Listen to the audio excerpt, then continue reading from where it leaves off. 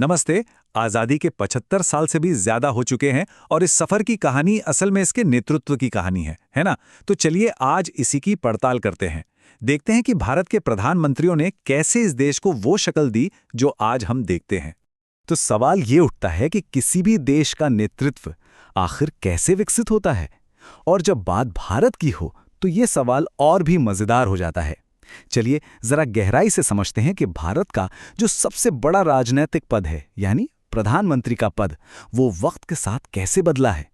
इस पूरे सफर को आसानी से समझने के लिए हम इसे 4 बड़े हिस्सों में बांटकर देखेंगे।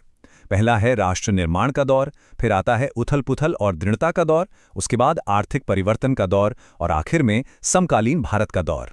हाँ, तो ये टाइमलाइन इन 4 दौरों की एक झलक है। हर दौर की अपनी चुनौतियां थीं, अपने मौके थे और हर दौर ने देश को एक नई दिशा दी। तो फिर इंतजार कैसा? चलिए शुरू करते हैं पहले दौर से। तो सबसे पहले बात करते हैं राष्ट्र निर्माण के दौर की। सोचिए जरा, एक नया आजाद देश जिसकी नींव बिल्कुल शून्य से रखी जा रही थी और सामने थीं पहाड़ जैसी चुनौतियां। और इस मुश्किल दौर में कमान संभाली भारत के पहले प्रधानमंत्री जवाहरलाल नेहरू ने। उनका एक सपना था, एक डेमोक्रेटिक, एक मॉडर्न भारत बनाने का। और इसी सपने को पूरा करने के लिए संविधान लागू किया गया, देश में पहली बार आम चुनाव हुए और पंचवर्षीय योजनाओं के जरिए इंडस्ट्री की नींव रखी गई। दुनिया की पॉलिटिक्स में उन्होंने गुटनिरपेक्षता का एक अलग ही रास्ता चुना। लेकिन हाँ, सब कुछ आसान नहीं था। भाषा के आधार पर राज्यों को बनाना और फिर 1962 का चीन भारत युद्ध, ये बहुत बड़ी चुनौतियां थी। नेहरू जी के बाद आए लाल बहादुर शास्त्री और उन्होंने एक ऐसा नारा दिया जो आज भी हर भारतीय की जुबान पर है, जय जवान जय किसान। 1965 की जंग के बीच दिया गया ये सिर्फ एक नारा नहीं था, बल्कि ये देश की 2 सबसे बड़ी जरूरतों का ऐलान था। मतलब सीमाओं की सुरक्षा और देश का पेट भरना, दोनों ही बराबर जरूरी थे। चलिए अब कहानी में आगे बढ़ते हैं और कदम रखते हैं दूसरे दौर में। ये दौर था उथल-पुथल का और साथ ही मजबूती से खड़े रहने का भी। इस दौर में हमने देखा एक बहुत मजबूत नेतृत्व, बड़े-बड़े सामाजिक बदलाव और हाँ, गहरे राजनीतिक संकट भी। और इस दौर का सबसे बड़ा चेहरा थी इंदिरा गांधी। उनका लीडरशिप स्टाइल कितना डिसाइसिव था, इसका अंदाजा बस इस एक नंबर से लगाया जा सकता है, 14। जी हाँ, 1969 में उन्होंने झटके में 14 बड़े कमर्शियल बैंकों का राष्ट्रीयकरण कर दिया। ये उनके गरीबी हटाओ नारे को जमीन पर उतारने का एक बहुत बहुत बड़ा कदम था। इंदिरा गांधी का कार्यकाल सच पूछिए तो जबरदस्त कामयाबियों और उतने ही गहरे विवादों का एक मिक्सचर था। एक तरफ देखिए, हरित क्रांति को आगे बढ़ाया। 1971 में पाकिस्तान पर वो ऐतिहासिक जीत हासिल की जिससे बांग्लादेश बना और स्माइलिंग बुद्धा के कोड नेम से भारत का पहला न्यूक्लियर टेस्ट भी किया। ये सब बहुत बड़ी उपलब्धियां थीं। लेकिन दूसरी तरफ ऑपरेशन ब्लू स्टार जैसा विवादित कदम भी था जिसका अंत बहुत दुखद हुआ 1984 में उनकी हत्या के साथ। लेकिन उनके पहले कार्यकाल में एक ऐसा मोड़ आया जिसने इंडियन डेमोक्रेसी को हिला कर रख दिया। तारीख थी 12 जून 1975। इस दिन इलाहाबाद हाईकोर्ट ने प्रधानमंत्री इंदिरा गांधी के चुनाव को ही रद्द कर दिया। सोचिए, देश के प्रधानमंत्री का चुनाव ही अवैध। देश एक ऐसे राजनीतिक संकट में खड़ा था जैसा पहले कभी नहीं देखा गया था। और इस संकट का नतीजा? इमरजेंसी। 25 जून 1975 को पूरे देश में नेशनल इमरजेंसी की घोषणा कर दी गई।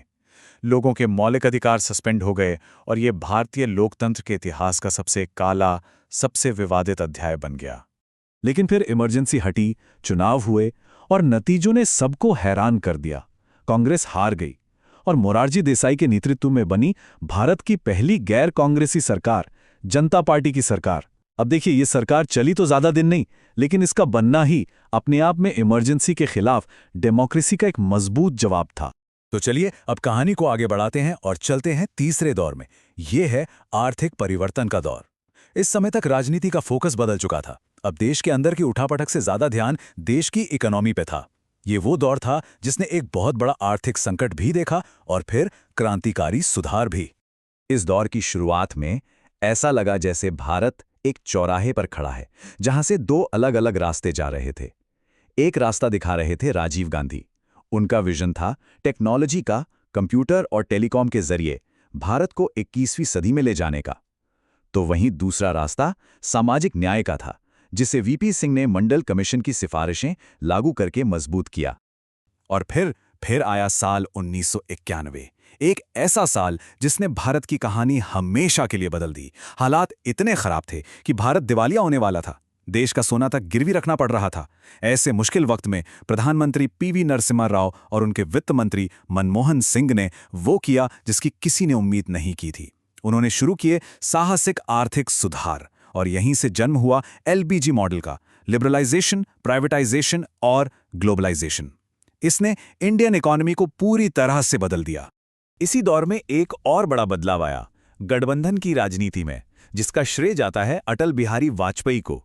उन्होंने पहली ऐसी नॉन कांग्रेस गठबंधन सरकार चलाई जिसने अपने पूरे 5 साल पूरे किए। ये अपने आप में एक बड़ी बात थी। उनके ही दौर में भारत ने पोखरण 2 न्यूक्लियर टेस्ट करके दुनिया को अपनी ताकत का एहसास कराया, कारगिल की जंग जीती और गोल्डन क्वाड्रिलेटरल जैसे बड़े इंफ्रास्ट्रक्चर प्रोजेक्ट से देश के विकास को एक नई रफ्तार दी। और इसके साथ ही हम आ पहुंचे हैं अपने आखिरी दौर में, यानी आज का भारत, समकालीन भारत का दौर। ये 21वीं सदी के भारत की कहानी है। एक ऐसा भारत जो ग्लोबलाइज दुनिया में अपनी एक खास जगह बना रहा है, और यहाँ की राजनीति और समाज दोनों ही तेजी से बदल रहे हैं। 2004 से 2014 ये दशक था मनमोहन सिंह का। इस दौर का मेन फोकस था आम आदमी को अधिकार देना, और इसका सबसे बड़ा उदाहरण है आरटीआई, यानी सूचना का अधिकार, और नरेगा जैसे कानून। फॉरेन पॉलिसी में Indo US civil nuclear deal एक बहुत बड़ी, ऐतिहासिक उपलब्धि थी। और हाँ, 2008 के ग्लोबल फाइनेंशियल क्राइसिस से भारत को बचाकर निकालना भी एक बहुत बड़ी कामयाबी मानी जाती है। फिर साल 2014 के बाद नरेंद्र मोदी के नेतृत्व में एक नए अध्याय की शुरुआत हुई। ये दौर बड़े और निर्णायक फैसलों का रहा है, जैसे 2016 में नोटबंदी, 2017 में जीएसटी का लागू होना, 2019 में जम्मू और कश्मीर से आर्टिकल 370 का हटना, और हाल ही में 2023 में G20 समिट की कामयाब मेजबानी। ये सब बड़े और इम्पैक्टफुल फैसले रहे हैं। तो इस पूरे 75 साल के सफर का निचोड़ क्या है? अगर हम देखें तो 3 बड़े बदलाव बिल्कुल साफ हैं। पहला, हमारी पॉलिटिक्स में एक पार्टी के दबदबे वाला दौर खत्म हुआ और गठबंधन की राजनीति नॉर्मल हो गई। दूसरा, हमारी इकोनॉमी में बंद अर्थव्यवस्था से हम एक खुली ग्लोबल मार्केट बन गए। और तीसरा, हमारी फॉरेन पॉलिसी में गुटनिरपेक्षता से हटकर अब हम मल्टी अलाइंड हैं, दुनिया के कई देशों के साथ स्ट्रेटेजिक पार्टनरशिप कर रहे हैं। और यही सारी बातें हमें भविष्य के दरवाजे पर लाकर खड़ा करती हैं।